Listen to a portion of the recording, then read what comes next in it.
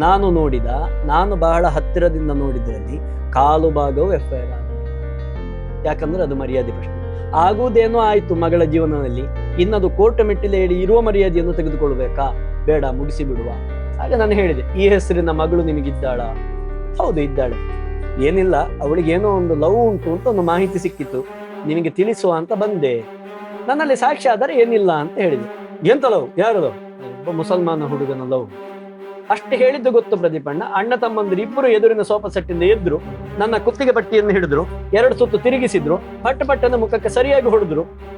ನಡಿಬಟ್ಟ ಇಲ್ಲಿಂದ ನಡಿ ಅಂತ ಹೇಳಿದ್ರು ತುಳು. ನೀವು ಹಾಗಿದ್ರೆ ಸುಮ್ನೆ ಏನೋ ಸುಳ್ಳಿನ ಕಥೆಗಳನ್ನ ಅಥವಾ ಸುಳ್ಳಿನ ಅರಮನೆಯನ್ನ ಕಟ್ತಾ ಇದ್ದೀರಿ. ಖಂಡಿತ ನಿಮ್ಮ ಇದನ್ನ ಬಿಂಬಿಸೋದಕ್ಕೋಸ್ಕರ ನೀವು ಮಾಡ್ತಾ ಇದ್ದೀರಿ. ಇವಳು ಯಾವ್ದೆಲ್ಲ ಚಂದ ಅಂತ ಹೇಳಿದ್ಲು ಅದರದ್ದೆಲ್ಲ ಸೆಲ್ಫಿ, ಯಾವ್ದೆಲ್ಲ ಚಂದ ಅಂತ ಹೇಳಿದ್ನು ಅದೆಲ್ಲ ಸೆಲ್ಫಿ ಇವಳು ಕಳಿಸಿದ್ಲು. ಕೊನೆಗೆ ದೇಹದ ಕೆಳ ಭಾಗವನ್ನು ಚಂದ ಅಂತ ವಿವರಿಸಲಿಕ್ಕೆ ಪ್ರಾರಂಭ ಮಾಡ್ತಾನೆ ಜಿಹಾದಿ. ಇವಳಿಗೆ ಏನ್ ತಪ್ಪು ಅಂತ ಕಾಣುತ್ತೆ, ಸ್ವಲ್ಪ ಜಾಗ್ರತೆ ವಹಿಸ್ತಾಳೆ. ನೀನು ಮಾತ್ರ ನೋಡಬೇಕು, ಬೇರೆಯವರಿಗೆ ಕಳಿಸಬಾರದು, ಹೀಗಿರೋದೆಲ್ಲ ಸಂದೇಶಗಳು ಹೋಗ್ತದೆ. ಅಯ್ಯೋ, ನೀನ್ ನನ್ನ ಪ್ರಾಣ, ನನ್ನ ಯಾರಿಗೆ ಕಳಿಸ್ತೇನೆ? ಹಾಗೆ ಸರಿ, ಇವಳು ಪ್ರೈವೇಟ್ ಪಾರ್ಟಿದು ಫೋಟೋ ಕಳಿಸಿದ್ಲು ಅಂತ ಆದ್ರೆ ಅಲ್ಲಿಗೆ ಸಿಕ್ಕಿಬಿದ್ಲು ಅಂತ. ಹುಡುಗಿಯನ್ನು ಮಾರುವಂತ, ಹುಡುಗಿಯನ್ನು ಮಾರುವ ಹಂತಕ್ವರೆಗೆ ಆಗಿದೆ. ಅಯ್ಯೋ, ಎಷ್ಟೋ ಇದೆ, ದಾಖಲೆಗಳಿದ್ದಾವೆ, ಮಾಧ್ಯಮಗಳು ಹೇಳಿದ್ದಾವೆ. ಇವತ್ತಿಗೆ ಯೂಟ್ಯೂಬ್ ಅಲ್ಲಿ ಲವ್ ಜಿಹಾದ್ ಅಂತ ಸರ್ಚ್ ಮಾಡಿದ್ರೆ ಎಷ್ಟು ಸಿಗತ್ತೆ, ಹೋದವರ ಇಂಟರ್ವ್ಯೂಗಳು ಸಿಗತ್ತೆ. ಅದೇ ಈಗ ನಾನೇ ನೋಡಿದ 500ಕ್ಕಿಂತ ಹೆಚ್ಚು ಕೇಸುಗಳು ಎಲ್ಲವೂ ಕೂಡ FIR ಆದದ್ದು ಬಹಳ ಕಡಿಮೆ. ಮರ್ಯಾದೆಯ ಪ್ರಶ್ನೆ ಇದು. ಹಾಗಿದ್ರೆ ಒಂದು ಹಂತದಲ್ಲಿ ನೀವು ಒಂದು ಟೆರರಿಸ್ಟ್ ಆರ್ಗನೈಸೇಷನ್ ಅಲ್ಲಿ ಕೆಲಸ ಮಾಡ್ತಾ ಇದ್ದೀರಿ. ಇದನ್ನ ಸಾಮಾಜಿಕ ಜಾಲತಾಣಗಳಲ್ಲಿ ಹಂಚಿಕೊಳ್ಳುವುದು ಎಷ್ಟರ ಮಟ್ಟಿಗೆ ಸರಿ ನನಗೆ ಗೊತ್ತಿಲ್ಲ.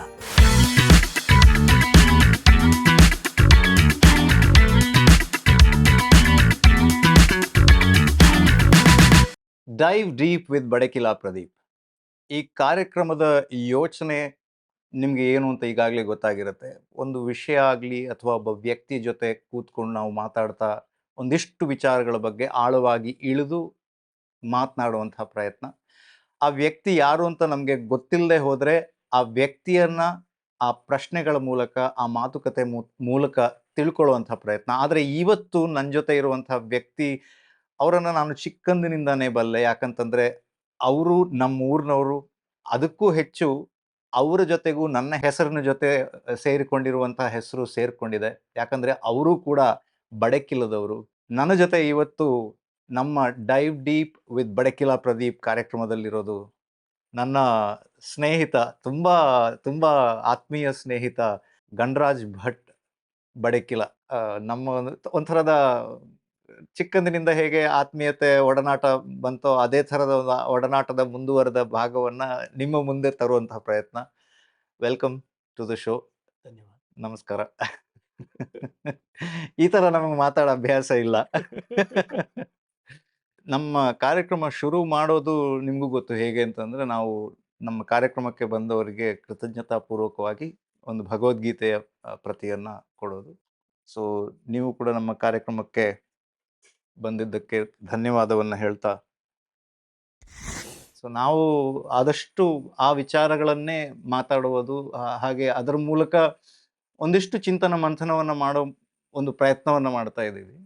ಹಾಗೆ ಸೊ ನೀವು ಚಿಕ್ಕಂದಿನಿಂದಾನೇ ಅದ್ರ ಜೊತೆ ಒಡನಾಟವನ್ನು ಬೆಳೆಸ್ಕೊಂಡು ಬಂದವರು, ಅದರಲ್ಲೇ ಆಕ್ಟಿವ್ ಆಗಿ ಕೆಲಸ ಮಾಡ್ತಾ ಇರುವವರು ಕೂಡ, ಒಂದಲ್ಲ ಒಂದು ರೀತಿಯಲ್ಲಿ ಕೆಲಸ ಮಾಡ್ತಾ ಇರುವವರು. ಅದಕ್ಕೋಸ್ಕರ ನೀವು ಅದೇ ಈಗಲೇ ಒಂದು ಮಾತನ್ನು ಹೇಳಿದ್ರಿ. ನೀವು ಅದರ ಕೆಲಸದಲ್ಲಿದ್ದಾಗನೇ ನೀವು ನಿಮ್ಮ ಕಿವಿ ಬಗ್ಗೆ ಏನೋ ಒಂದು ಹೇಳಿದ್ರಿ. ಸಮಾಜ ಸೇವೆ ಅಂತ ಹೇಳುವ ಮಾತು ದೊಡ್ಡದಾದೀತು. ಸಮಾಜದ ಸೇವೆ ಮಾಡುವುದು ಅಲ್ಲ, ನಾವು ಮಾಡಬೇಕಾದಂತಹ ಕರ್ತವ್ಯ. ಮನೆಯಲ್ಲಿ ತಾಯಿಯನ್ನ ಮಗ ನೋಡಿಕೊಳ್ತಾನೆ ಅಂತ ಹೇಳಿದ್ರೆ ಅದು ಕರ್ತವ್ಯ. ಯಾಕಂದ್ರೆ ಮಗನನ್ನು ಮೊದಲು ತಾಯಿ ಹಾಕಿ ನೋಡಿಕೊಂಡಿದ್ದಾಳೆ. ಹಾಗೆ ಸಮಾಜವನ್ನು ನಾವು ನೋಡಿಕೊಳ್ಳುವುದು, ಅದು ನೋಡಿಕೊಳ್ಳಬೇಕು. ಅದು ನೋಡಿಕೊಳ್ಳುವುದಿಲ್ಲ ಅಂತ ಹೇಳಿದ್ರೆ ಅವ ಯಾಕೆ ಸಮಾಜದ ಕೆಲಸ ಮಾಡುವುದಿಲ್ಲ ಅಂತ ಕೇಳಬೇಕು. ಅವ ಸಮಾಜದ ಕೆಲಸ ಮಾಡ್ತಾನೆ ಅಂತ ಏನೋ ಒಂದು ದೊಡ್ಡದಾಗಿ ಪ್ರಶಂಸೆ ಮಾಡಲಿಕ್ಕೆ ಏನೂ ಇಲ್ಲ ಅಂತ ಹೇಳೋದು ನನ್ನ ವೈಯಕ್ತಿಕ ಅಭಿಪ್ರಾಯ. ಸಮಾಜದ ಕೆಲಸ ಪ್ರತಿಯೊಬ್ಬರೂ ಮಾಡಬೇಕಾದ್ದು. ಹಾಗೆ ಅಂತ ಹೇಳಿ ನಮಗೆ ಸಮಾಜದ ಕೆಲಸ ಮಾಡುವುದಕ್ಕೆ ದಾರಿ ಕೊಟ್ಟದ್ದು ರಾಷ್ಟ್ರೀಯ ಸ್ವಯಂ ಸೇವಕ ಸಂಘ.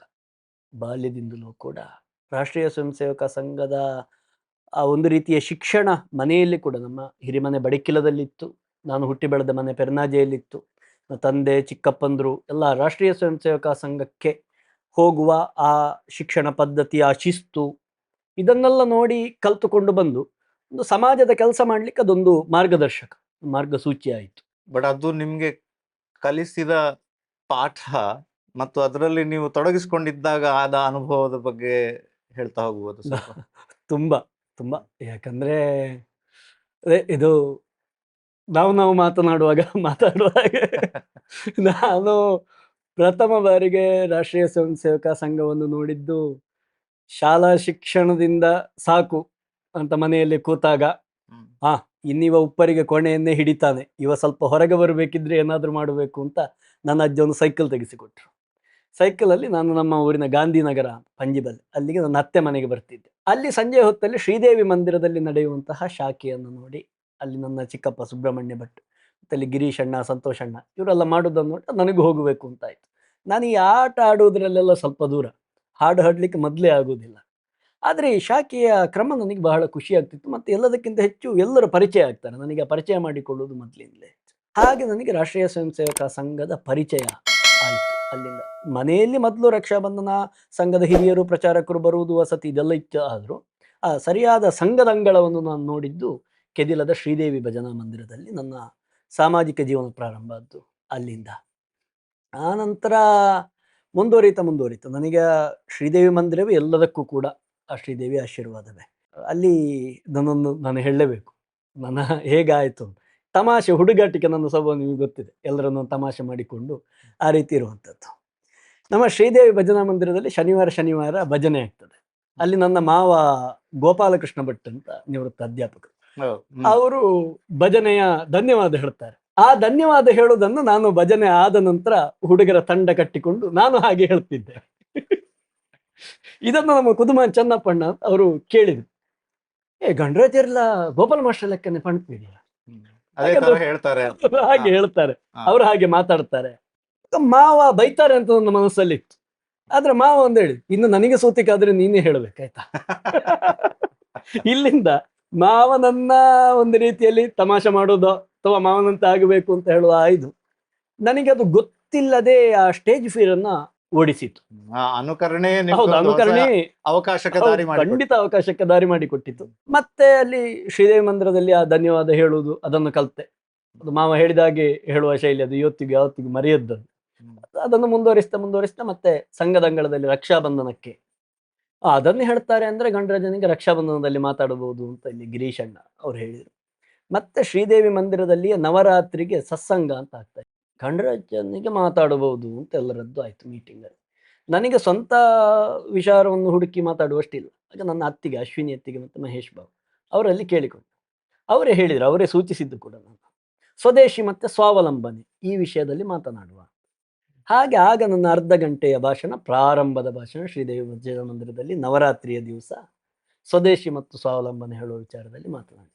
ಇದು ನನಗೆ ಗೊತ್ತಿಲ್ಲದ ವಿಚಾರವನ್ನ ಭಾಷಣಕ್ಕಾಗಿ ಕಲಿತು ಮಾತನಾಡಿದ ಕಾರಣ ಅದನ್ನು ನಾನು ಸಂಪೂರ್ಣವಾಗಿ ಅಳವಡಿಸಿಕೊಳ್ಬೇಕು ಅಂತ ಹೇಳೋದು ನನಗೆ ಬಹಳ ಕಾಣಲಿಕ್ಕೆ ಶುರು ಆಯ್ತು. ಅದು ಯಾವುದೆಲ್ಲ ಆಗ್ತದೆ ಅದನ್ನೆಲ್ಲ ಸ್ವದೇಶಿ ವಸ್ತುವನ್ನೇ ಬಳಸಬೇಕು, ಬೇರೆ ವಿದೇಶಿ ವಸ್ತುವನ್ನು ಬಳಸಬಾರದು. ಅದು ಆ ದಿವಸದಿಂದಲೇ ಅದು ಮುಂದುವರಿತಾ ಬಂತು. ಹಾಗೆ ಅದೆಲ್ಲ ಒಂದೊಂದು ದಾರಿಗಳು ಒಂದಕ್ಕೊಂದು ಕೊಂಡಿಯಾಗಿ ಮುಂದುವರಿ ಬೆಳೆಯಿತು. ಮುಂದಿನ ದಿನಗಳಲ್ಲಿ ರಾಷ್ಟ್ರೀಯ ಸ್ವಯಂ ಸೇವಕ ಸಂಘದ ಜವಾಬ್ದಾರಿಗಳು, ಮುಖ್ಯ ಶಿಕ್ಷಕನಾಗಿ, ಪ್ರಾರ್ಥನಾ ಪ್ರಮುಖನಾಗಿ ಪ್ರಾರಂಭ, ಮುಖ್ಯ ಶಿಕ್ಷಕನಾಗಿ, ಹಾಗೆ ಮುಂದುವರಿತಾ ಮತ್ತೆ ರಾಷ್ಟ್ರೀಯ ಸ್ವಯಂ ಸೇವಕ ಸಂಘದ ಅಂಗವಾದ ಹಿಂದೂ ಜಾಗರಣ ವೇದಿಕೆಯಲ್ಲಿ ಕರ್ನಾಟಕ ದಕ್ಷಿಣ ಪ್ರಾಂತದ ಜವಾಬ್ದಾರಿಯವರೆಗೆ ಮಾತೃ ಸುರಕ್ಷಾ ಅಂತ ಹೇಳುವಂತಹ ತಾಯಂದರ ರಕ್ಷಣೆ ಮಾಡುವ ಒಂದು ಕಾರ್ಯದ ಹಿರಿಯರು ನನ್ನ ಹೆಗಲಿಗೆ ಹಾಕಿದರು. ಅದೊಂದು 5 ವರ್ಷ ಪೂರ್ಣಾವಧಿಯಾಗಿ ಪೂರ್ತಿ ಅದರಲ್ಲಿ ತೊಡಗಿಸಿಕೊಳ್ಳುವ ಒಂದು ಅವಕಾಶವನ್ನ ನಾನು ನಂಬಿದ ಸತ್ಯಗಳು ನನಗೆ ಒದಗಿಸಿದ್ದು ಬಹಳ ನೆಮ್ಮದಿ. ಸೊ ಹಾಗಿದ್ರೆ ಒಂದು ಹಂತದಲ್ಲಿ ನೀವು ಒಂದು ಟೆರರಿಸ್ಟ್ ಆರ್ಗನೈಸೇಷನ್ ಅಲ್ಲಿ ಕೆಲಸ ಮಾಡ್ತಾ ಇದ್ರಿ. ಅಂತವರಿಗೆ ಹಾಗೆ ಕಾಣಬಹುದು, ನಮಗೆ ಕಾಣ್ಲಿಕ್ಕಿಲ್ಲ. ಅದನ್ನ ಆ ರೀತಿಯಾಗಿ ಗುರುತಿಸಿದವರಿದ್ದಾರೆ. ಹೌದು. ಆದ್ರೆ ಸಮಾಜಕ್ಕೆ ಅದಕ್ಕೆ ನಿಮ್ಮ ವ್ಯಾಖ್ಯಾನ ಏನು ಅಂತ? ಸಮಾಜಕ್ಕೆ ಭಾರವಾದದ್ದು, ಸಮಾಜವನ್ನು ಹಾಳು ಮಾಡುವ ವ್ಯವಸ್ಥೆಯ ವಿರುದ್ಧವಾಗಿ ನಿಂತದ್ದು ಇಷ್ಟೇ. ಯಾಕಂದ್ರೆ ಮಾತೃದೇವೋಭವ ನಾವು ಹೇಳಿದ್ದು, ಅದು ಮಾತೃದೇವೋಭವ ಹೇಳುವ ಶಬ್ದ ಹೆತ್ತ ತಾಯಿಯನ್ನು ಮಾತ್ರ ಹೇಳಿದ್ದಲ್ಲ. ನಮಗೆ ಯಾರ ಋಣವನ್ನೆಲ್ಲ ತೀರಿಸಲಿಕ್ಕೆ ಸಾಧ್ಯ ಇಲ್ಲೋ ಅವರನ್ನೆಲ್ಲ ತಾಯಿಯ ಸ್ಥಾನದಲ್ಲಿ ಕಾಣಬೇಕು ಅಂತ ನಮ್ಮ ಹಿರಿಯರು ನಮಗೆ ಹೇಳಿಕೊಟ್ಟಂಥದ್ದು. ಹಾಗಾಗಿ ನಮ್ಮ ಹೊತ್ತ ಭೂಮಿ, ಹಾಲು ಕೊಟ್ಟ ಗೋವು, ಕುಡಿಯುವ ನೀರು ಇವರನ್ನೆಲ್ಲ ನಾವು ಮಾತಾ ಅಂತಲೇ ಕರೆದದ್ದು. ಈ ಮಾತೆಯರನ್ನ ರಕ್ಷಣೆ ಮಾಡುವಂತಹ ಜವಾಬ್ದಾರಿಯನ್ನ ಹಿಂದೂ ಜಾಗರಣ ವೇದಿಕೆ ನನಗೆ ಒದಗಿಸಿತ್ತು, ಮಾನನೀಯ ಜಗದೀಶ್ ಕಾರಂಜಿಯವರು. ಹಾಗೆ ಅದರಲ್ಲಿ ಒಂದಷ್ಟು ಎದುರಾಗುವ ಸವಾಲುಗಳು ಹೇಳಬೇಕಿದ್ರೆ ಲವ್ ಜಿಹಾದ್ ಮುಖ್ಯವಾಗಿ. ಆ, ಅದನ್ನ ನಿಲ್ಲಿಸಬೇಕು. ಪ್ರೀತಿ ಭಾರತ ಜಗತ್ತಿಗೆ ಕೊಟ್ಟಂತಹ ಸೊತ್ತದು. ಭಾರತ ಪ್ರೀತಿಯ ಬೆಲೆಯನ್ನು ಕಲಿಸಿದೆ ಜಗತ್ತಿಗೆ. ಆ ಪ್ರೀತಿ ಮೋಸಕ್ಕೆ ಎಡೆ ಆಗಬಾರದು. ಪ್ರೀತಿ ಪ್ರೀತಿಯಾಗಿ ಇರಬೇಕು. ಅದು ಲವ್ ಜಿಹಾದ್ ಆಗಬಾರದು. ಪ್ರೀತಿಯೇ ಲವ್ ಆಗಬಾರದು, ಲವ್ ಮತ್ತೆ ಜಿಹಾದ್ ಆಗಬಾರದು. ನಾನು ಯಾವತ್ತು ಕಾಲೇಜು ಮಕ್ಕಳಿಗೆ ಭಾಷಣ ಮಾಡೋದು ನಾನು ಕೇಳೋದಿದೆ ಅವರಲ್ಲಿ, ಇಲ್ಲಿ ಲವ್ ಮಾಡೋರು ಎಷ್ಟು ಜನ ಇದ್ದೀರಿ ಅಂತ. ಎಲ್ಲರೂ ಛೀ ಅಂತ ಹೇಳ್ತಾರೆ. ಮತ್ತೆ ನನ್ನ ಮಾತನ್ನು ಸರಿಯಾಗಿ ಅರ್ಥ ಮಾಡಿಕೊಳ್ಳಿ, ಯಾರೆಲ್ಲ ಪ್ರೀತಿ ಮಾಡ್ತೀರಿ ಅಂತ ಕೇಳ್ತಾನೆ. ಆಗೊಂದು 10-20 ಕೈಗಳು ಮೇಲೆ ಹೋಗ್ತದೆ, ಮತ್ತೆಲ್ಲ ಕೈಗಳು ಮೇಲೆ ಹೋಗ್ತದೆ. ನಮ್ಮ ಮಾತೃಭಾಷೆಗಿರುವ ತಾಕತ್ತದು ಅಂತ. ಲವ್ ಅಂತ ಹೇಳಿದ್ರೆ ಹುಡುಗನಿಗೆ ಹುಡುಗಿಯನ್ನು, ಹುಡುಗಿಗೆ ಹುಡುಗನ ನೆನಪಾಗ್ತದೆ. ಪ್ರೀತಿ ಅಂತ ಹೇಳಿದ್ರೆ ತಾಯಿಯ ಪ್ರೀತಿ, ಬಂಧುವ ಪ್ರೀತಿ, ಗುರುವಿನ ಪ್ರೀತಿ, ಇದೆಲ್ಲ ಯೂನಿವರ್ಸಲ್. ನಿಜವಾಗಿ. ಹಾಗಾಗಿ ಅಂತ ಒಂದು ಪ್ರೀತಿ ಪ್ರೀತಿಯಾಗಿ ಉಳಿಬೇಕು. ಅದು ಒಂದು ಕಾರ್ಯ ಸಾಧನೆ, ಭಾರತವನ್ನು ನುಂಗಿಕೊಳ್ಳುವ ಕಾರ್ಯ ಸಾಧನೆಗೆ ಹೇತು ಆಗಬಾರದು ಅಂತ ಹೇಳುವ ಕೆಲಸದಡಿಯಲ್ಲಿ ಸಂಘಟನೆಯಲ್ಲಿ ಕೆಲಸ ಮಾಡಿದ್ದೆ. ಲವ್ ಜಿಹಾದ್ ಹ್ಮ್. ಆ ಒಂದು ಟಾಪಿಕ್ಗೆ ತುಂಬಾ ಜಾಸ್ತಿ ಚರ್ಚೆಗೊಳಪಟ್ಟಿರುವಂತಹ ಟಾಪಿಕ್ಕು, ಹಾಗೂ ಇವಾಗ್ಲೂ ಅಂದ್ರೆ ಅದ್ರ ಬಗ್ಗೆ ಒಂದಲ್ಲ ಒಂದು ರೀತಿಯಲ್ಲಿ ಮಾತುಗಳು ನಡೀತಾ ಇರುತ್ತೆ, ಪರ ವಿರೋಧ. ಹೌದು. ಮತ್ತೆ ಆ ಥರದ ಪದವೇ ತಪ್ಪು, ಆ ಥರದ್ದೇನು ನಡೀತಾನೇ ಇಲ್ಲ, ನಡೆದೇ ಇಲ್ಲ ಅನ್ನುವಂಥ ಒಂದು ಪ್ರಬಲವಾದ ಮಾತುಗಳು ಒಂದು ಬದಿಯಿಂದ ಬರ್ತಾ ಇರ್ತದಲ್ವ. ನೀವು ಅದರಲ್ಲಿ ನೇರವಾಗಿ ಇನ್ವಾಲ್ವ್ ಆಗಿ ಕೆಲಸ ಮಾಡಿದವರು. ಸೊ ನಿಮ್ಮ ಅನುಭವ ಏನು ಮತ್ತೆ ನಿಮ್ಮ ಉತ್ತರ ಏನು ಅದಕ್ಕೆ? ಇದನ್ನ ಸಾಮಾಜಿಕ ಜಾಲತಾಣಗಳಲ್ಲಿ ಹಂಚಿಕೊಳ್ಳುವುದು ಎಷ್ಟರ ಮಟ್ಟಿಗೆ ಸರಿ ಅಂತ ನನಗೆ ಗೊತ್ತಿಲ್ಲ. ಮತ್ತೆ ಸಾಕ್ಷ್ಯಾಧಾರಗಳನ್ನ ಇಂಥದ್ರಲ್ಲಿ ಒದಗಿಸ್ಲಿಕ್ಕೆ ಸಾಧ್ಯ ಇಲ್ಲ. ಯಾಕಂದ್ರೆ 500ಕ್ಕಿಂತಲೂ ಹೆಚ್ಚು ಕೇಸುಗಳನ್ನ ಬಹಳ ಹತ್ತಿರದಿಂದ ನೋಡಿದವನಾಗಿ 594 ನೀವು ಒಬ್ಬರೇ? ಹೌದು, 594 ಕರ್ನಾಟಕ ದಕ್ಷಿಣ ಪ್ರಾಂತದಲ್ಲಿ 594 ಕೇಸು. ದಕ್ಷಿಣ ಪ್ರಾಂತ ಅಂದ್ರೆ ಎಷ್ಟು ಜಿಲ್ಲೆಗಳು? ಇದು ಕರ್ನಾಟಕದ ಅರ್ಧ ಭಾಗ. ಅಷ್ಟೇ? ಸಾಮಾನ್ಯ, ಹೌದು, ಅಷ್ಟರಲ್ಲೇ ಹೌದು. ಇಷ್ಟು? 5 ವರ್ಷದಲ್ಲಿ, 5 ವರ್ಷದಲ್ಲಿ. ಇದು ನಾನು ಬರೆದಿಟ್ಟುಕೊಂಡಂತಹ ಲೆಕ್ಕ. ಮತ್ತೆ ಇದನ್ನು ಹೇಳಿದ ತಕ್ಷಣ ಸಾಕ್ಷಿಗಳನ್ನ, ಅದು ಯಾರು, ಆ ಹುಡುಗಿ ಎಲ್ಲಿದ್ದಾಳೆ, ಅವಳು ಬಂದು ಮಾಧ್ಯಮದ ಎದುರು ಕೂತುಕೊಳ್ತಾಳೋ? ಇಲ್ಲ. ಯಾಕಂದ್ರೆ ನನಗೆ ನಾನು ಲವ್ ಜಿಹಾದ್ ಅನ್ನ ನೋಡ್ಲಿಕ್ಕೆ ಪ್ರಾರಂಭಿಸಿದಾಗ ನನ್ನ ಹಿರಿಯರಲ್ಲಿ ಕೇಳಿದ್ದೇನೆ, ಈ ಮಾತೃ ಸುರಕ್ಷಾವನ್ನು ನಾನು ಹೇಗೆ ನಿಭಾಯಿಸ್ಲಿ, ಏನಿದು? ಆಗ ನನ್ನ ಹಿರಿಯರು ಹೇಳಿದ್ದಷ್ಟೇ, ನಿನ್ನ ಒಡ ಹುಟ್ಟಿದ ತಂಗಿ ಬೇರೆ ಯಾರ ಜೊತೆಗೂ ಒಂದು ದೇಶದ್ರೋಹಿಯ ಜೊತೆಗೆ ಹೋಗ್ತಾಳೆ ಅಂತಾದ್ರೆ ಅದನ್ನ ನೀನು ಯಾರಿಗೂ ಗೊತ್ತಿಲ್ಲದ ರೀತಿಯಲ್ಲಿ ಹೇಗೆ ನಿಭಾಯಿಸ್ತಿ, ಅವಳನ್ನ ಮತ್ತೆ ನೀನು ಹೇಗೆ ತರ್ತಿ, ಹಾಗೆ ಸಮಾಜವನ್ನು ನೋಡು ಸಾಕು. ನನಗೆ ಈ ಮಾತಂತೂ ಬಹಳ ನನ್ನ ಜೀವನದಲ್ಲಿ ಪರಿಣಾಮವನ್ನು ಕೊಟ್ಟಿ. ಅವಳು ಸರಿಯಾಗಬೇಕು, ಅವಳು ಸರಿಯಾಗಿ ಇರಬೇಕು, ಅದು ಎಲ್ಲೂ ಪ್ರಚಾರ ಆಗಬಾರದು. ಎಷ್ಟು ಅಂದ್ರೆ ನನ್ನ ಜೊತೆಗೇ ಇರುವ ಕಾರ್ಯಕರ್ತರ ಮನೆ ಹತ್ತಿರದ ಹುಡುಗಿ ಹಾಗಾಗಿದ್ರೂ ಕೂಡ ನಾನು ಆ ಕಾರ್ಯಕರ್ತರಿಗೆ, ಹತ್ತಿರದ ಮನೆಯ ಕಾರ್ಯಕರ್ತನಿಗೆ ತಿಳಿಸದೆ ಹೋಗಿದ್ದೇನೆ. ಇದು ನಾನು ಮಾಡಿದ್ದೇನೆ ಅಂತಲ್ಲ, ಇದು ಒಬ್ಬ ಗಣರಾಜ ಮಾಡಿದ ಕೆಲಸ ಅಲ್ಲ, ಇದು ಒಂದು ಸಂಘಟನೆಯ ಜವಾಬ್ದಾರಿ ಮಾಡಿದ ಕೆಲಸ. ಈಗ ನನ್ನಿಂದ ನಂತರ ಆ ಜವಾಬ್ದಾರಿಯನ್ನು ಇನ್ಯಾರೋ ಮಾಡ್ತಾ ಇದ್ದಾರೆ, ಅವ್ರು ಮಾಡ್ತಾರೆ. ಅದ ಜವಾಬ್ದಾರಿ ಮಾಡಿಸಿದ ಕೆಲಸ ಅದು. ಅದು ರಾಷ್ಟ್ರೀಯ ಸ್ವಯಂ ಸೇವಕ ಸಂಘ ಕಲಿಸಿದ ಪಾಠ. ಮತ್ತೆ ಇದಾವೆ, ಇದು ಬೇರೆ ಬೇರೆ ಬೇರೆ ರೀತಿಯ, ನನಗದು ಕೆಲವು ದಿನವೇ ಬೇಕಾದೀತು ಅದರ ಅನುಭವಗಳನ್ನು ಹೇಳಿಕೊಂಡು ಹೋಗಬೇಕಾದ್ರೆ. ಅದು ಒಂದು ರೀತಿಯ ಭಯಾನಕ, ಗ್ರಹಿಸುವಾಗ ಹಿಂಸೆ, ಕೆಲವೊಂದಷ್ಟು ಘಟನೆಗಳನ್ನು ನಾವು ಮರ್ತು ಬಿಟ್ಟಿದ್ದೇವೆ, ಅದು ಬೇಡ ಅಂತ ಹೇಳಿ. ಈ ರೀತಿಯ ಘಟನೆಗಳು, ಅದನ್ನು ನಾನು ಆ ಹುಡುಗಿಯನ್ನು ತರಬಹುದು, ಎದುರು ಕೂರಿಸಬಹುದು, ಆದರೆ ಅದೆಲ್ಲವೂ ಮರ್ಯಾದೆ ಪ್ರಶ್ನೆ. ಇವತ್ತಿಗೆ ಕೇಳ್ತಾರಲ್ಲ, ಸಾಕ್ಷಿ ಇಲ್ಲ, ಎಷ್ಟು ಕಂಪ್ಲೇಂಟ್ ಆಗಿದೆ, ಹೌದು, ಎಷ್ಟು FIR ಗಳಾಗಿದೆ, ಆಗುವುದಿಲ್ಲ. ನಾನು ಬಹಳ ಹತ್ತಿರದಿಂದ ನೋಡಿದ್ರಲ್ಲಿ ಕಾಲು ಭಾಗವು FIR ಆಗಲಿಲ್ಲ. ಯಾಕಂದ್ರೆ ಅದು ಮರ್ಯಾದೆ ಪ್ರಶ್ನೆ.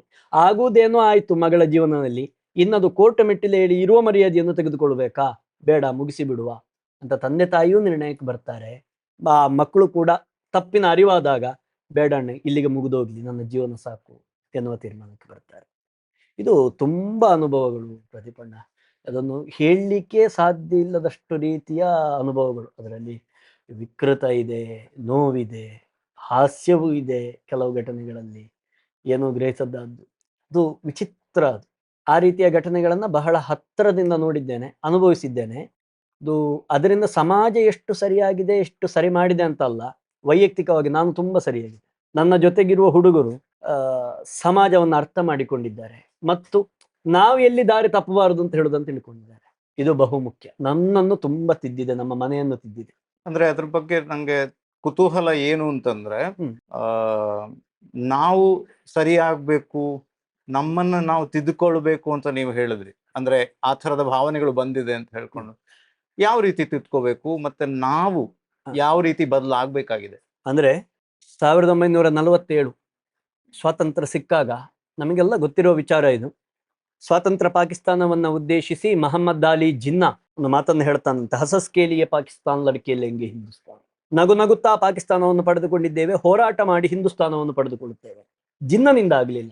ಆದ್ರೆ ಜಿನ್ನನ ತತ್ವವನ್ನು ಒಪ್ಪಿದಂತ ಕೆಲವೊಂದಷ್ಟು ಮಂದಿ ಈ ಭಾರತವನ್ನ ವಶಪಡಿಸಿಕೊಳ್ಳಿಕ್ಕೆ ಪ್ರಯತ್ನ ಮಾಡ್ತಾ ಇದ್ದಾರೆ. ಹೋರಾಟ ಮಾಡಿ ಭಾರತವನ್ನು ಯಾವತ್ತೂ ವಶಪಡಿಸಿಕೊಳ್ಳಿಕ್ಕೆ ಸಾಧ್ಯ ಇಲ್ಲ. ಯಾಕೆ ಸಾಧ್ಯ ಇಲ್ಲ ಅಂತ ಹೇಳಿದರೆ, ಭಾರತಕ್ಕಾಗಿ ದುಡಿಯುವ ಸೈನಿಕರು ಯಾರಿದ್ದಾರೆ ಗಡಿಯಲ್ಲಿ, ಗಡಿ ಭಾಗದಲ್ಲಿ, ಅವರು ಯಾರು ಕೂಡ ಸಂಬಳಕ್ಕಾಗಿ ದುಡಿಯೋರಲ್ಲ ಅಂತ ಹೇಳುವ ಸತ್ಯ ನಮಗೆ ಗೊತ್ತಿದೆ. ಅವರೆಲ್ಲರೂ ತಾಯ್ನಾಡಿಗಾಗಿ, ತನ್ನ ತಾಯಿಗಾಗಿ ದುಡಿಯೋರು ಅಂತ. ಸಂಬಳಕ್ಕಾಗಿ ದುಡಿಯುವ ಸೈನಿಕರಿಲ್ಲಿ ಇಲ್ಲ. ಹಾಗಾಗಿ ಭಾರತವನ್ನ ಆ ರೀತಿಯಾಗಿ ಯುದ್ಧದಲ್ಲಿ ವಶಪಡಿಸಿಕೊಳ್ಳಿಕ್ಕೆ ಸಾಧ್ಯ ಇಲ್ಲ. ಹಾಗಾದ್ರೆ ಏನು ಮಾಡೋದು? ರಾಮ ರಾವಣನ ಯುದ್ಧ ಅಲ್ಲ, ಮಾರೀಚ ಮತ್ತೆ ರಾಮನ ಯುದ್ಧ. ಚಿನ್ನದ ಜಿಂಕೆಯ ರೂಪದಲ್ಲಿ ಬಂದಂತಹ ಮಾರೀಚ ಒಂದು ಗಳಿಗೆ ದೇವರನ್ನು ಕೂಡ ಕಣ್ಣು ವಂಚಿಸಿದ್ದ ಅಲ್ಲ, ಸತ್ಯ ಗೊತ್ತಿದ್ರು ಕೂಡ. ಆ ರೀತಿಯ ಯುದ್ಧವನ್ನ ಈ ಜಿಹಾದಿ ಶಕ್ತಿಗಳು ತಂದ್ರು. ಜಿಹಾದಿ ಅಂದ್ರೆ ಕಾರ್ಯ ಸಾಧನೆ ಅಂತ. ಇದು ನಾವು ಹೇಳಿದ್ದಲ್ಲ, ಸಂಘ ಹೇಳಿದ್ದಲ್ಲ, ಹಿಂದುತ್ವದ ಪರವಾದವರು ಈಗಿನ ಹೇಳುವ ಬಲಪಂಥೀಯರು ಹೇಳಿದ್ದಲ್ಲ, ಇದು ಅವರೇ ಒಪ್ಪಿಕೊಂಡದ್ದು. ಇದು ಕಾರ್ಯ ಸಾಧನೆ. ಹಾಗಾದ್ರೆ ಏನು ಕಾರ್ಯ ಸಾಧನೆ? ಆ ಜಿನ್ನನ ಕಾರ್ಯವನ್ನ ನನಸು ಮಾಡುವುದು, ಜಿನ್ನನ ಕನಸನ್ನ ನನಸು ಮಾಡುವ ಕಾರ್ಯವನ್ನು ಸಾಧಿಸುವುದು, ಇದು ಜಿಹಾದ್. ಇದರಲ್ಲಿ ಲವ್ ಜಿಹಾದ್, ಸೆಕ್ಸ್ ಜಿಹಾದ್, ಎಜುಕೇಶನ್ ಜಿಹಾದ್, ರಾಜಕೀಯದಲ್ಲಿ ಜಿಹಾದ್, ಧಾರ್ಮಿಕ ಕ್ಷೇತ್ರದಲ್ಲಿ ಜಿಹಾದ್, ವಿದ್ಯೆಯಲ್ಲಿ ಜಿಹಾದ್, ಎಷ್ಟು ಜಿಹಾದ್ಗಳಿಲ್ಲ. ಸಾಕ್ಷಿ ಇದಾವೆ, ಒಪ್ಪಿಕೊಳ್ಳೋರಿಲ್ಲ. ಸತ್ಯ ಗೊತ್ತಿದ್ರೆ ಒಪ್ಪಿಕೊಳ್ಳಿಕ್ಕೆ ಭಯ. ಸಮಾಜದೊಳಗೆ ಈ ತರ ನಡೀತಾ ಇದೆ, ಆದ್ರೆ ನಮ್ಗದು ಗೊತ್ತಿದ್ದು ಗೊತ್ತಿಲ್ಲದ ಹಾಗೆ ಕೂತುಕೊಳ್ಳುವ ಅನಿವಾರ್ಯತೆ. ಯಾಕೆ? ಎಲ್ಲಿ ಕೆಲವರಿಗೆ ನೋವಾಗುತ್ತೋ ಹೇಳಿದ್ರೆ? ಯಾರಿಗೆ ನೋವು ಅಂದ್ರೆ? ಅಲ್ಪಸಂಖ್ಯಾತರೆನಿಸಿಕೊಂಡವರೇ. ಇನ್ನು ಹೇಳ್ಬೇಕಾದ್ರೆ ಮುಸಲ್ಮಾನರೇ. ಅದರಲ್ಲಿ ಏನು ಹೇಳುವ ಹಾಗೆ ನನ್ನ ಮಾತನ್ನು ನೇರವಾಗಿ ಹೇಳ್ತೇನೆ, ನನಗೆ ಅದರಲ್ಲಿ ಏನು ಇದಿಲ್ಲ. ಯಾಕಂದ್ರೆ ಮುಸಲ್ಮಾನರೆಲ್ಲರೂ ಭಯೋತ್ಪಾದಕರಲ್ಲ, ಇದು ಹಿರಿಯರೊಬ್ರು ಹೇಳಿದ ಮಾತಿದೆ. ಮುಸಲ್ಮಾನರೆಲ್ಲರೂ ಭಯೋತ್ಪಾದಕರು ಅಂತ ನಾವು ಎಲ್ಲೂ ಹೇಳುದಿಲ್ಲ. ಆದ್ರೆ ದುರಂತ, ಭಯೋತ್ಪಾದಕರಾಗಿ ಕಂಡವರೆಲ್ಲ ಮುಸಲ್ಮಾನರೇ. ಇದನ್ನ ಮುಸಲ್ಮಾನರು ಒಪ್ಪಿಕೊಳ್ಳಬೇಕು, ಅದನ್ನ ಅವರು ವಿರೋಧಿಸಬೇಕು. ಯಾಕೆ ಎಲ್ಲಿಗೋ ಬಾಂಬ್ ಇಟ್ಟವನನ್ನ ಬಂಧನ ಮಾಡ್ಲಿಕ್ಕೆ ಹೋದಾಗ ಅಥವಾ ಅವನ ಗಲ್ಲಿಗೇರಿಸ್ಲಿಕ್ಕೆ ಹೋದಾಗ ಕಪ್ಪು ಪತಾಕೆಗಳನ್ನ ಹರಿಸ್ತಾರೆ? ಇದನ್ನೆಲ್ಲ ಯೋಚನೆ ಮಾಡ್ಲಿಕ್ಕೆ ಹೋದಾಗ ಯಾವ ಮನಸ್ಥಿತಿ ಭಾರತದೊಳಗಿದೆ? ಭಾರತದ ನೀರನ್ನೇ ಕುಡಿದು, ಭಾರತದ ಅನ್ನವನ್ನೇ ತಿಂದು, ಯಾವುದೋ ಪಾಕಿಸ್ತಾನವನ್ನು ಪಾಲಾಗಿ ಪಡೆದ ಜಿನ್ನನ ಕನಸನ್ನು ನನಸು ಮಾಡುವುದಕ್ಕೆ ಹೊರಡುವವರು ಇದ್ದಾರಲ್ಲ ಭಾರತದೊಳಗೆ. ಎಲ್ಲರೂ ಅಂತ ಹೇಳುವುದಿಲ್ಲ, ಎಲ್ಲ ಮುಸಲ್ಮಾನರಿಗಲ್ಲ, ಅವರನ್ನ ಬೆಂಬಲಿಸುವ ಮುಸಲ್ಮಾನರಿಗೆ ಈ ಪದ ಪ್ರಯೋಗ. ಇದು ಜಿಹಾದ್. ಈ ಕಾರ್ಯ ಸಾಧನೆಯನ್ನ ಮಾಡ್ಲಿಕ್ಕೆ ಹೊರಟವರಿದ್ದಾರಲ್ಲ, ಪ್ರೀತಿಯ ಮೂಲಕ ಮಾಡ್ಲಿಕ್ಕೆ ಹೊರಟರು. ಯಾಕಂದ್ರೆ ಭಾರತೀಯರನ್ನ, ಸನಾತನ ಧರ್ಮದವರನ್ನ, ಹಿಂದೂಗಳನ್ನ ಬಹು ಬೇಗ ಕ್ಯಾಚ್ ಮಾಡುವುದು ಯಾವುದು ಅಂದ್ರೆ ಪ್ರೀತಿ. ನಾವು ಪ್ರೀತಿಗೆ ಬಹಳ ಬೇಗ ಸೋತು ಹೋಗ್ತೇವೆ.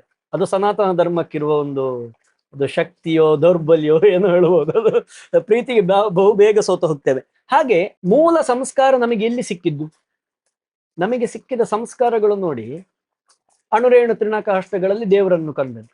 ಆ ದೇವರನ್ನು ಕಂಡ ಪರಿಣಾಮವೇ ಇವತ್ತಿಗೆ ನಮ್ಮ ಜಗತ್ತು ಉಳಿದದ್ದು. ಅಲ್ಲ ಇದ್ರಿಗೆ ನಮ್ಮ ಪಠ್ಯ ಪುಸ್ತಕಗಳು ಹೇಳಿಕೊಡ್ತವೆ. ಡಚ್ಚರು ಓದ್ರು, ಇರಾಕಿಗಳು ಓದ್ರು, ಅವರೆಲ್ಲ ಓದ್ರು. ಭಾರತದ ಮೇಲೆ ಒದೆಯದವರೇ ಇಲ್ಲ. ಎಲ್ಲರೂ ಒದೆದ ನಂತರವೂ ಭಾರತ ಉಳಿದಿದೆ ಅಂದ್ರೆ ಹೇಗೆ? ನಾವು ಅಣುರೇಣು ತೃಣಕಾಷ್ಟಗಳಲ್ಲಿ ದೇವರನ್ನು ಕಂಡು ದೇವರು ಅಂತ ಭಾವಿಸಿ ಭಾರತವನ್ನು ಉಳಿಸಿದ್ದೇವೆ. ಹಾಗಾಗಿ ಆ ಸಂಸ್ಕಾರವನ್ನು ನಮಗೆ ಕೊಟ್ಟದ್ದು ಯಾರು? ನಮಗೆ ಕೊಟ್ಟವಳು ತಾಯಿ. ಬಾಲ್ಯದಿಂದಲೇ ಈಗ ಪಕ್ಕದಲ್ಲಿ ಕೂತವನನ್ನ ಕಾಲು ತಾಗಿ ಹೋದ್ರೆ ನಮಗೆ ಅರಿವೇ ಇಲ್ಲದ ರೀತಿಯಲ್ಲಿ ಮುಟ್ಟಿ ನಮಸ್ಕಾರ ಮಾಡ್ತೇವೆ. ಇದು ಸನಾತನ ಧರ್ಮ. ಹಾಗಾದ್ರೆ ಇದನ್ನು ಹೇಳಿಕೊಟ್ಟದ್ದು ಯಾವ LKG, UKG, ಡಿಗ್ರಿ, PhD ಗಳು ಹೇಳಿಕೊಡ್ಲಿಲ್ಲ ಅಂತ. ಇದನ್ನ ತಾಯಿ ಹೇಳಿಕೊಟ್ಟದ್ದಲ್ಲ. ಅದನ್ನ ಅವರು ಅರ್ಥೈಸಿಕೊಂಡ್ರು. ಎಲ್ಲಿ ತಾಯಿಯನ್ನ ಬದಲಾಯಿಸಬಹುದು ಅಲ್ಲಿ ದೇಶವನ್ನು ವಶಪಡಿಸಿಕೊಳ್ಳಬಹುದು. ಮಾತೃ ಸಂಸ್ಕಾರ ಭಾರತದಲ್ಲಿ ಸಾಯ್ಬೇಕು. ಇದು ಹುನ್ನಾರ. ನೀವು ಗಮನಿಸ್ತಾ ಬನ್ನಿ, ಪ್ರತಿಯೊಂದು ಕಾರ್ಯಗಳಲ್ಲಿ ಗಮನಿಸ್ತಾ ಬನ್ನಿ. ಅಲ್ಲ ಇದ್ರೆ ಲವ್ ಜಿಹಾದ್ ಯಾಕಲ್ಲ? ಲವ್ ಜಿಹಾದ್ ಮಾಡಿದ್ರಲ್ಲಿ ಏನು ಲಾಭ ಗೊತ್ತಾ? ಒಬ್ಳು ತಂಗಿ ಇದ್ದಾಳೆ, ಅವಳು ಹಿಂದೂ ಆಗಿದ್ದಾಳೆ. ಅವಳು ಹಿಂದೂ ಹುಡುಗನನ್ನು ಮದುವೆ ಆದ್ರೆ 1 ಅಥವಾ 2 ಮಕ್ಕಳನ್ನು ಹೆರಬಹುದು. 1 ಇದ್ದದ್ದು 2 ಆಯ್ತು ಅಷ್ಟೇ. ಅದೇ ಅವಳು ಮುಸಲ್ಮಾನಳಾದಾಗ ಇಲ್ಲಿ ಒಂದು ಲೆಸ್ ಆಯ್ತು, ಅಲ್ಲಿ ಒಂದು ಪ್ಲಸ್ ಆಯ್ತು. ಪ್ಲಸ್ ಅಲ್ಲಿ ಕಡಿಮೆ ಅಂದ್ರೂ 3 ರಿಂದ 4 ಇರ್ತಾಳೆ, ಮತ್ತೆ 4 ಪ್ಲಸ್ ಆಯ್ತು. ಇಲ್ಲಿ ಒಟ್ಟು 2 ಲೆಸ್ ಆಯ್ತು, ಒಟ್ಟು ಇಲ್ಲಿ 3 ಲೆಸ್, -3 + 5 ಮತ್ತೆ? At least. ಸಾಮಾನ್ಯ ಇದು ಮಹಮ್ಮದ್ ಅಲಿ ಜಿನ್ನನ ಕನಸು. ಒಂದಲ್ಲ ಒಂದು ದಿನ ಭಾರತವನ್ನು ವಶಪಡಿಸಿಕೊಡುತ್ತೇನೆ. ಇಲ್ಲಿ ಮಾತ್ರ ಸಂಸ್ಕಾರವನ್ನು ಹಾಳು ಮಾಡುದು. ತಾಯಿ ಕೊಡುವ ಸಂಸ್ಕಾರವನ್ನು ಹಾಳು ಮಾಡ್ಲಿಕ್ಕೆ 2. ಒಂದು ಸಂಸ್ಕಾರವನ್ನು ಹಾಳು ಮಾಡುದು, ಒಂದು ತಾಯಿಯನ್ನೇ ಹಾಳು ಮಾಡುದು. ಇದು ಲವ್ ಜಿಹಾದ್. ಒಂದೊಂದು ಚಿತ್ರಣಗಳು ಕೂಡ ಅದನ್ನು ಬಿಚ್ಚಿಡುವುದು ಕಷ್ಟ ಪ್ರದೀಪ್. ಯಾಕಂದ್ರೆ ಇದೀಗ ಸಾಕ್ಷಿ ಕೇಳುವ ಸಮಾಜ. ನಾವು ಏನು ಮಾಡ್ತೇವೆ ಅಂದ್ರೆ ಸಾಕ್ಷಿ ಕೇಳಿದಾಗ ಮೂಕಳಾಗ್ತೇವೆ.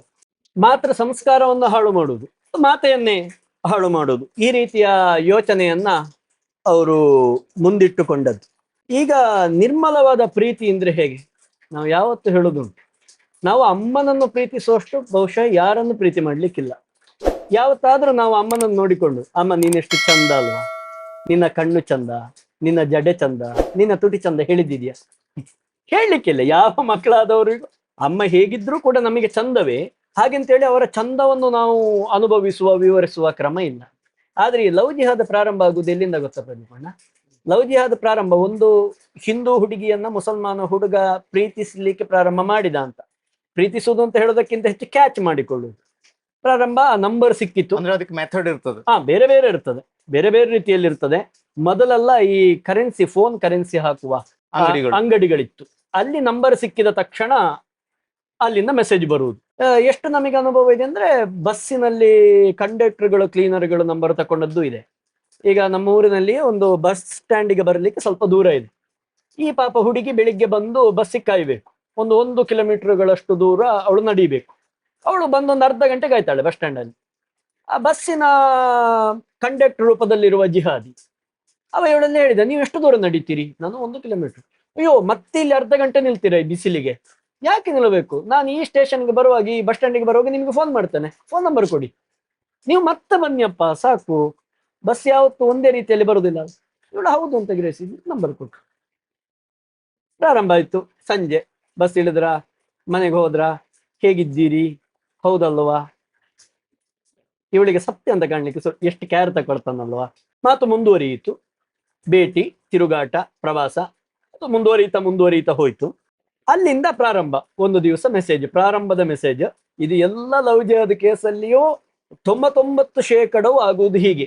ಮೆಥಡ್ ಅದು ಸೇಮ್ ಮೆಥಡ್ ಎಲ್ಲ ಕಡೆ. ಈಗ ಮಂಗಳೂರಿನಲ್ಲಿಯೂ, ಬೆಂಗಳೂರಿನಲ್ಲಿಯೂ, ಇನ್ನೊಂದು ಕಡೆಗೆ ಹೋದ್ರು, ಕರ್ನಾಟಕದ ಮೂಲೆ ಮೂಲೆಗಳಲ್ಲಿಯೂ ಎಲ್ಲೆಲ್ಲ ಲವ್ ಜಿಹಾದ್ ಆಗಿದೆ ಆಲ್ಮೋಸ್ಟ್ ಬರುವುದು ಇಲ್ಲಿಂದ. ಎಲ್ಲಿಂದ ಅಂದ್ರೆ, ನಿನ್ನ ಕಣ್ಣು ಚಂದ, ನನಗೆ ನೋಡಿದ್ರೆ ನೋಡ್ತಾ ಇರ್ಬೇಕು ಅಂತ ಆಗ್ತದೆ, ಒಮ್ಮೆ ಫೋಟೋ ಕಳಿಸ್ತೀಯಾ, ಕಣ್ಣಿನ ಸೆಲ್ಫಿ ಹೋಯ್ತು. ನಿನ್ನ ಹುಬ್ಬು ಚಂದ, ನಿನ್ನ ಮೂಗು ಚಂದ, ನಿನ್ನ ಸ್ಮೈಲ್ ಅಲ್ಲಿ ನಿನ್ನ ತುಟಿ ಬಹಳ ಚಂದ. ಹೀಗೆ ಹೇಳ್ತಾ ಹೇಳ್ತಾ ಹೇಳ್ತಾ ಹೋಗಿ ಇವಳು ಯಾವ್ದೆಲ್ಲ ಚಂದ ಅಂತ ಹೇಳಿದ್ಲು ಅದರದ್ದೆಲ್ಲ ಸೆಲ್ಫಿ, ಅವ ಯಾವ್ದೆಲ್ಲ ಚಂದ ಅಂತ ಹೇಳಿದ್ನು ಅದೆಲ್ಲ ಸೆಲ್ಫಿ ಇವಳು ಕಳಿಸಿದ್ಲು. ಕೊನೆಗೆ ದೇಹದ ಕೆಳ ಭಾಗವನ್ನು ಚಂದ ಅಂತ ವಿವರಿಸಲಿಕ್ಕೆ ಪ್ರಾರಂಭ ಮಾಡ್ತಾನೆ ಜಿಹಾದಿ. ಇವಳಿಗೆ ಏನ್ ತಪ್ಪು ಅಂತ ಕಾಣುತ್ತೆ. ಸ್ವಲ್ಪ ಜಾಗ್ರತೆ ವಹಿಸ್ತಾಳೆ, ನೀನು ಮಾತ್ರ ನೋಡಬೇಕು, ಬೇರೆಯವರಿಗೆ ಕಳಿಸಬಾರದು, ಹೀಗಿರುವುದೆಲ್ಲ ಸಂದೇಶಗಳು ಹೋಗ್ತದೆ. ಅಯ್ಯೋ, ನೀನ್ ನನ್ನ ಪ್ರಾಣ, ನನ್ನ ಯಾರಿಗೆ ಕಳಿಸ್ತೇನೆ, ಹಾಗೆ. ಸರಿ, ಇವಳು ಪ್ರೈವೇಟ್ ಪಾರ್ಟಿದು ಫೋಟೋ ಕಳಿಸಿದ್ಲು ಅಂತ ಆದ್ರೆ ಅಲ್ಲಿಗೆ ಸಿಕ್ಕಿಬಿದ್ಲು ಅಂತ ಅರ್ಥ. ಮತ್ತೆ ಇವಳ ಜುಟ್ಟು ಅವನ ಕೈಯಲ್ಲಿ, ಬೇಕಾದ ರೀತಿಯಲ್ಲಿ ಬಳಸಿಕೊಳ್ಳಬಹುದು. ಕರದಲ್ಲಿಗೆ ಹೋಗಬೇಕು, ಆಮೇಲೆ ಅದು ತಿರುಗೋದು, ರೀತಿಯೇ ಬೇರೆ, ಬೇರೆ ಅದು. ಅವ ಕರದಲ್ಲಿಗೆ ಹೋಗಬೇಕು, ಅವನು ಕಳಿಸಿದ ವ್ಯಕ್ತಿಗಳ ಜೊತೆಗೆ ಇರಬೇಕು. ಯಾಕೆ ಏನು ಅಂತ ಕೇಳಬಾರದು. ಅದನ್ನ ಪ್ರಶ್ನೆ ಎಷ್ಟೋ ಇದೆ. FIR ಆದ ಕೇಸುಗಳಿದ್ದಾವೆ ಅಂತ. ಲವ್ ಅಲ್ಲ ಜಿಹಾದ್ ಅಂತ ಒಂದು ಹಿಂದೂ ಜಾಗರಣ ವೇದಿಕೆ ಪುಸ್ತಕವನ್ನು ಹೊರತಂದಿದೆ. ಅದರಲ್ಲಿ ಇಂಥ ಕೇಸುಗಳು ತುಂಬಾ ಇದ್ದಾವೆ, ಉಲ್ಲೇಖ ಆಗಿದೆ. ಎಷ್ಟು ಅಂತದ್ದು. ಮತ್ತೆ ಒಂದೆರಡಲ್ಲ, ಎಲ್ಲಿಯವರೆಗೆ ಅಂದ್ರೆ, ಒಬ್ಳು ತಂಗಿ ನಮಗೆ ಕೌನ್ಸಿಲಿಂಗ್ ಮಾಡೋದು ಇವತ್ತಿಗೆ ನೆನಪಿದೆ. ದಿವಸಕ್ಕೆ 6 ಬಾರಿ ಸ್ನಾನ ಮಾಡಿದ್ದಾಳು. ಯಾಕೆ ಮಾಡಿದ್ದಾಳೆ ಗೊತ್ತಾ? ತನ್ನ ಪ್ರೇಮಿಗೆ ವಿಡಿಯೋವನ್ನು, ಸ್ನಾನ ಮಾಡುವ ಲೈವ್ ವಿಡಿಯೋವನ್ನು ಕಳುಹಿಸುವುದಕ್ಕಾಗಿ 6 ಸಲ ಸ್ನಾನ. ಇಂಥ ವಿಕೃತ ಮನೋಭಾವನೆ. ಆಯ್ತವ ವಿಡಿಯೋ ತಕೊಂಡು ಏನ್ ಮಾಡ್ತಾನೆ, ತನ್ನ ಸ್ನೇಹಿತರಿಗೆ ಕಳಿಸ್ತಾನೆ, ತನ್ನ ಬಳಗದವರಿಗೆ ಕಳಿಸ್ತಾನೆ. ಅವರು ಅದನ್ನು ನೋಡಿ ಖುಷಿ ಪಡ್ತಾರೆ. ಅಲ್ಲಿಗೆ ಮುಗಿಯಿತಾ? ಅದನ್ನ ಸಾಮಾಜಿಕ ಜಾಲತಾಣಕ್ಕೆ ಹಣ ಮಾಡ್ತಾರೆ, ವಿಡಿಯೋವನ್ನು ಮಾರ್ತಾರೆ. ನಂತರ ಹುಡುಗಿ ತನ್ನ ಕೈಗೆ ಬಂದ ನಂತರ ಹುಡುಗಿಯನ್ನು ಮಾರ್ತಾರೆ. ಹುಡುಗಿಯನ್ನು ಮಾರುವಂತ, ಹುಡುಗಿಯನ್ನು ಮಾರುವ ಹಂತಕ್ವರೆಗೆ ಆಗಿದೆ. ಅಯ್ಯೋ ಎಷ್ಟೋ ಇದೆ, ದಾಖಲೆಗಳಿದ್ದಾವೆ, ಮಾಧ್ಯಮಗಳು ಹೇಳಿದ್ದಾವೆ. ಇವತ್ತಿಗೆ ಯೂಟ್ಯೂಬ್ ಅಲ್ಲಿ ಲವ್ ಜಿಹಾದ್ ಅಂತ ಸರ್ಚ್ ಮಾಡಿದ್ರೆ ಎಷ್ಟು ಸಿಗತ್ತೆ, ಹೋದವರ ಇಂಟರ್ವ್ಯೂಗಳು ಸಿಗತ್ತೆ. ಆದ್ರೂ ದಾಖಲೆ ಇಲ್ಲ ಇಲ್ಲ ಅಂತ ಹೇಳುದು. ಕೇಳಿದ ಕೂಡಲೇ, ಯಾಕಂದ್ರೆ ಅದೀಗ ನಾನೇ ನೋಡಿದ 500ಕ್ಕಿಂತ ಹೆಚ್ಚು ಕೇಸುಗಳು ಎಲ್ಲವೂ ಕೂಡ FIR ಆದದ್ದು ಬಹಳ ಕಡಿಮೆ. ಮರ್ಯಾದೆಯ ಪ್ರಶ್ನೆ ಇದು, ಆಗುದಿಲ್ಲ. ಎಂತೆಂತ ಜಿಹಾದಿಗಳು ಗೊತ್ತಾ, ಮನೆಗೆ ಗುಜರಿ ವ್ಯಾಪಾರಕ್ಕೆ ಬಂದವನ ಜೊತೆಗೆ ಲವ್ ಆಗುದು, ಹಸಿ ಮೀನು ಮಾರಿಕೊಂಡು ಬಂದವನ ಜೊತೆಗೆ ಲವ್ ಆಗುದು, ಎಳನೀರು ಕೆತ್ತವನೊಂದಿಗೆ ಲವ್, ಬಸ್ ಡ್ರೈವರ್ ಕಂಡಕ್ಟರ್ಗಳೊಟ್ಟಿಗೆ ಲವ್, ಇನ್ಸ್ಟಾಗ್ರಾಮ್ ಫೇಸ್ಬುಕ್ ಫ್ರೆಂಡ್ಶಿಪ್ ಕೇಳಬೇಕು ಅಂತ ಇಲ್ವಲ್ಲ. ರಾಮನ ಹೆಸರಲ್ಲಿ ರಹೀಮ ಇರುವುದು, ಅಂದ್ರೆ ಇದು ಹೆಸರು ಉದಾಹರಣೆ. ಕೃತಕ ಹೆಸರನ್ನು ಇಟ್ಟುಕೊಂಡು ಹುಚ್ಚು ಕಟ್ಟಿಸುವರದೆಷ್ಟು ಮಂದಿ. ಇದೆಲ್ಲ ಸಮಾಜಕ್ಕೆ ಗೊತ್ತಿರುವುದು ಬೇಡ. ಅದು ಓಕೆ, ಅದು ಅವರ ಅಂದ್ರೆ ಪ್ರಯತ್ನಗಳನ್ನ ಅವರು ಮಾಡ್ತಿರ್ತಾರೆ. ಅಲ್ಲಿ ಒಂದು ನಂಗೆ ಪ್ರಶ್ನೆ ಬರೋದು ಅಂತಂದ್ರೆ, ಇದೇನು ಅವರು ತಯಾರಾಗಿರ್ತಾರ, ಅವ್ರಿಗೆ ಏನಾದ್ರು ತಯಾರಿಯ ವ್ಯವಸ್ಥೆಗಳಿರ್ತವೆ ಅಂತ ಅನ್ಸುತ್ತಾ? ನೀವು ಅದ್ರ ಬಗ್ಗೆ ಏನಾದ್ರು ಕಂಡ್ಕೊಂಡಿದ್ದೀರಾ? ಅದು ಒಂದು ನನ್ನ ಪ್ರಶ್ನೆ. ಇನ್ನೊಂದು, ಈ ತರ ಆಗದೆ ಇರೋ ಬಗ್ಗೆ ಏನು ಪ್ರಯತ್ನಗಳು ಅಥವಾ ಕಾರಣ ಏನು ಸರಿ ಆಗೋದಕ್ಕೆ? ಅದು ಒಳ್ಳೆ ಇದು. ಒಂದು ರೀತಿಯಲ್ಲಿ ನಮ್ಮ ದೌರ್ಬಲ್ಯವೇ ಕಾರಣ. ನಮ್ಮ ದೌರ್ಬಲ್ಯ ಅಂತ ಹೇಳೋದು ನಾನು ಎರಡು ರೀತಿಯಲ್ಲಿ. ಒಂದು ಈ ತಂಗಿಯ ಹುಡುಗಿಯ ದೌರ್ಬಲ್ಯ, ಅವಳು ಯಾವುದಕ್ಕೆ ಬೇಗ ಸೋಲ್ತಾಳೆ ಅಂತ. ಯಾಕಂದ್ರೆ ಸನಾತನ ಧರ್ಮೀಯರಲ್ಲಿ ಬಡವರ ಸಂಖ್ಯೆ ಹೆಚ್ಚಿದೆಯಲ್ಲ ಈಗ, ಅವರಿಗೆ ಪಾಪ ಸರಿಯಾದ ಬಾಡಿ ಸ್ಪ್ರೇ ಸೆಂಟ್ ಅನ್ನು ಕೂಡ ನೋಡಿ ಗೊತ್ತಿಲ್ಲದ ಊರುಗಳು ಇವತ್ತಿಗೂ ಇದ್ದಾವೆ. ಒಳ್ಳೆ ರೇಟ್ನ ಸೆಂಟ್ಗಳು ನೋಡಿ ಗೊತ್ತಿಲ್ಲ. ಒಂದು ಸೆಂಟಿಗೆ ಲವ್ ಜಿಹಾದ್ ಆದದ್ದಿದೆ ಗೊತ್ತಾ? ಮೊಬೈಲ್ನ ಆಸೆಗೆ 8-10 ಸಾವಿರದ ಮೊಬೈಲ್ನ ಆಸೆಗೆ ಲವ್ ಜಿಹಾದ್ ಆದದ್ದಿದೆ. ಇದೆಲ್ಲ ನಡೆದ ಘಟನೆಗಳು ಅಂತ. ಎಷ್ಟೋ ಈ ರೀತಿಯ ಅದು ಅವಳ ದೌರ್ಬಲ್ಯ. ಇನ್ನೊಂದು ದೌರ್ಬಲ್ಯವನ್ನು ಕಂಡುಕೊಳ್ಳುವುದು ಎಲ್ಲಿ ಅಂತ, ಉಡುಪಿ ಪಕ್ಕದಲ್ಲಿ. ಅವಳ ಮೇಲೆ ಅದನ್ನ ಬ್ಲೇಮ್ ಮಾಡೋದಕ್ಕೆ ಸಾಧ್ಯನಾ? ಅದು ಅಂದ್ರೆ ಈಗ ಉಡುಪಿದೊಂದು ಘಟನೆ ಹೇಳ್ತೇನೆ ನಿಮಗೆ. ಚಿಕ್ಕ ಹುಡುಗಿ, ಅವಳ ತಂದೆ ಅಂದ್ರೆ ಅವಳಿಗೆ ಜೀವ. ಬಸ್ ಸ್ಟ್ಯಾಂಡಿಗೆ ಬೆಳಿಗ್ಗೆ ಶಾಲೆಗೆ ಬರ್ಲಿಕ್ಕೆ ಬಸ್ ಸ್ಟ್ಯಾಂಡಿವರೆಗೆ ತನ್ನ ಸ್ಕೂಟ್ರಲ್ಲಿ ತನ್ನ ತಂದೆ ಕರ್ಕೊಂಡು ಬರ್ತಾ ಇದ್ರಂತೆ. ಒಂದಷ್ಟು ದಿನಗಳು ಹುಡುಗಿ ಬರ್ಲಿಲ್ಲ. ಇದನ್ನ ಬಸ್ಸಿನ ಕಂಡಕ್ಟರ್ ರೂಪದಲ್ಲಿರುವಂತಹ ಜಿಹಾದಿ ಗಮನಿಸ್ತಾ ಇದ್ದ. ಫ್ರೆಂಡ್ಸ್ ಅಲ್ಲಿ ಕೇಳ್ತಿದ್ದ, ಅವಳು ಯಾಕೆ ಬರ್ಲಿಲ್ಲ? ಆಗ ಫ್ರೆಂಡ್ಸ್ ಹೇಳಿದ್ರು, ಇಲ್ಲ ಅವರ ಅಪ್ಪ ತೀರಿ ಹೋಗಿದ್ದಾರೆ, ಹಾಗಾಗಿ ಬರ್ಲಿಲ್ಲ, ಅಪ್ಪ ಸತ್ತು ಹೋಗಿದ್ದಾರೆ. ಒಂದಷ್ಟು ದಿವಸಗಳ ನಂತರ ಅವಳು ಮತ್ತೆ ಬಸ್ಸಲ್ಲಿ ಬಂದು ತುಂಬಾ ಮಂಕಾಗಿ ಕೂತ್ಕೊಂಡಿದ್ಲು. ಇವ ಹೋಗಿ ಕೇಳಲಿಕ್ಕೆ ಪ್ರಾರಂಭ ಮಾಡಿದ, ನೀನ್ ಯಾಕೆ ಮಾತಾಡುದಿಲ್ಲ?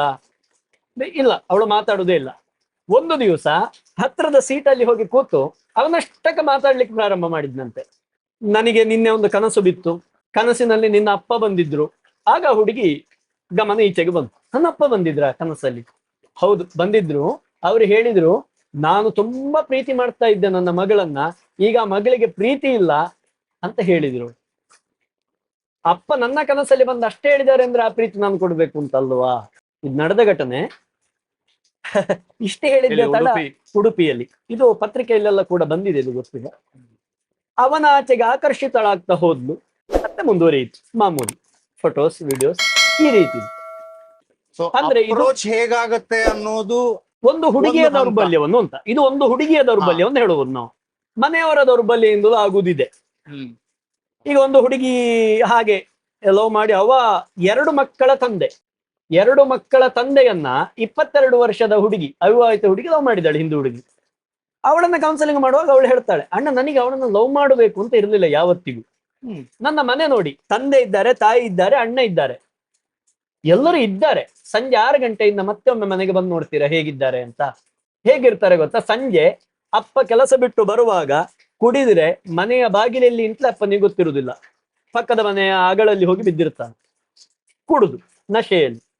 ಅಣ್ಣ ಸಾಮಾನ್ಯ ಭಾಷೆಯಲ್ಲಿ ಹೇಳೋದಿದ್ರೆ ಪಕ್ಕದ ಮನೆಯ ಯುವತಿಯೊಂದಿಗೆ ಪುಂಡಿಯಲ್ಲಿ ನಿರತ, ಫೋನಲ್ಲಿ ಚಾಟಿಂಗ್ ಅಲ್ಲಿ ಇರ್ತಾನೆ. ಅಮ್ಮ ಈ ಸಂಸಾರವನ್ನ ಸಾಕುವುದಕ್ಕಾಗಿ ದುಡಿದು ದಣಿದು ಬಂದು ಮಲಗಿರ್ತಾಳೆ. ಈ ತಂಗಿಗೆ ಯಾರ ಪ್ರೀತಿ ಸಿಗಬೇಕು? ಅಪ್ಪನ ಪ್ರೀತಿ ಚರಂಡಿಯಲ್ಲಿ ಉಂಟು, ಅಣ್ಣನ ಪ್ರೀತಿ ಮೊಬೈಲ್ ಅಲ್ಲಿ ಉಂಟು, ಅಮ್ಮನ ಪ್ರೀತಿ ಚಾಪೆ ಹಿಡಿದು. ಇವಳಿಗೊಂದು ಪ್ರೀತಿ ಬೇಕಲ್ಲ, ಸರ್ಚ್ ಮಾಡುವುದಕ್ಕೆ ಪ್ರಾರಂಭ ಮಾಡ್ತಾಳೆ. ಆಗ ಸಿಕ್ಕುವುದು ಜಿಹಾದಿ ಮಾನಸಿಕತೆಗಳು. ಅವಳು ಹೇಳ್ತಾಳೆ, ನನಗೆ ಇವತ್ತಿಗೂ ಕೂಡ ಅಪ್ಪ ಅಣ್ಣ ಸರಿಯಾಗಲಿ, ನನಗೆ ಅವ ಬೇಡ ಸರ್, ನನಗೆ ಇವರೇ ಬೇಕು. ಇದು ಮನೆಯ ದೌರ್ಬಲ್ಯತೆ. ಇನ್ನೊಂದಂತೂ ಬಹಳ, ನಾನು ಎಲ್ಲ ಕಡೆ ಇದನ್ನು ಹೇಳ್ತೇನೆ ಪ್ರದೀಪಣ್ಣ, ಅಂದ್ರೆ ನಾನು ಈಗಲೂ ಕೆನ್ನೆಯಲ್ಲಿದ್ದೆ. ಅದಕ್ಕೆ ಒಂದು ಮನೆ, ಒಬ್ಬರೇ ಹುಡುಗಿ, ಅಣ್ಣ ತಮ್ಮಂದ್ರಿಬ್ರು ಬಹಳ ಶ್ರೀಮಂತರು.